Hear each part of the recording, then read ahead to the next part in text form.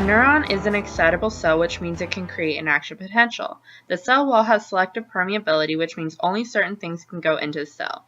In this neuron, sodium and potassium can only transport into or out of the cell by a protein. During the resting phase, all gates are closed and the sodium ions are found most abundantly outside the cell or the extracellular fluid. The sodium ions are shown as the red circles here.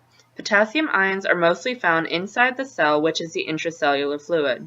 Potassium ions are the green circles. This balance of ions causes the extracellular fluid to be positive and the intracellular fluid to be negative. The difference between those positive and negative areas causes a membrane potential. A neuron's resting membrane potential is negative 70 millivolts.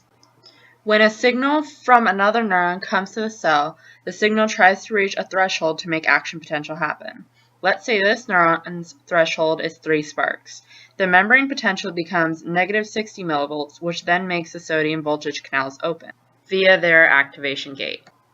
This phase of rapid movement of sodium ions into the cell, or influx of sodium, is called depolarization. This is when the cell reaches its peak at positive 30 millivolts. This is called the overshoot phase.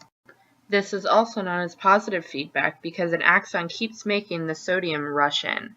The intracellular fluid then becomes positive and the extracellular fluid then becomes negative. Once the membrane potential reaches a positive 30 millivolts, the sodium voltage gated canals close and the inactivation gate is set up to stop the influx of sodium. The potassium voltage gated canals then open and potassium rushes out of the cell to try to maintain homeostasis. This phase is called repolarization. From the time the sodium canals first open to the time most potassium is outside the cell is known as the absolute refractory period. This means the neuron cannot at all create another action potential during this time. Once the membrane potential drops below a negative 70 millivolts, the potassium voltage gated canals close. This is when the sodium-potassium pump gets to work. The sodium-potassium pump works against the grain. This means a pump requires energy or ATP. The pump takes some ATP, breaks some phosphate off to create energy, then ADP is formed. ATP is the dark purple circle and ADP is the light purple.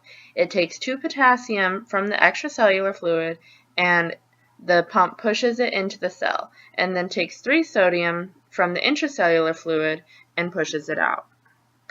Once the cell reaches its resting membrane potential at negative 70 millivolts, the intracellular fluid is negative and the extracellular fluid is positive again. While the sodium-potassium pump is working, this is also known as the relative refractory period because the cell can produce a new action potential if it needs to. The neuron then sends the signal off to the next neuron and it goes back to its resting phase.